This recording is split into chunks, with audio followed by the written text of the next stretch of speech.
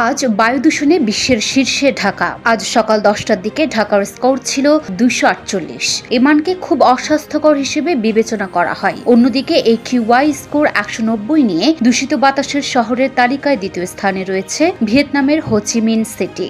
ওয়ালটনের পণ্য কিনে জিতে নিতে পারেন নগদ 20 লক্ষ টাকা। Double million offer! Walton fridge কিনে পেতে পারেন 20 লক্ষ টাকা। রয়েছে কোটি কোটি টাকার নিশ্চিত উপহার।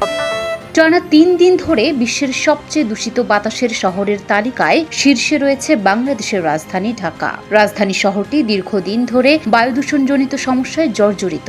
এর বায়ুর গুণমান সাধারণ শীতকালে অস্বাস্থ্যকর হয়ে ওঠে এবং বর্ষাকালে উন্নত হয়।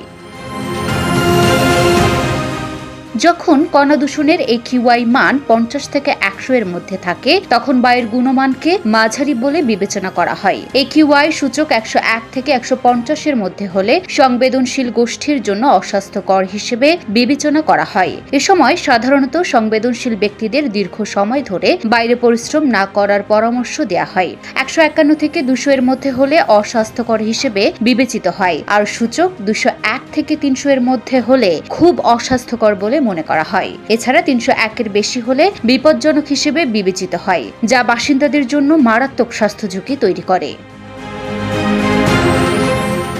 Luna Afroz Nipa, Dhaka post.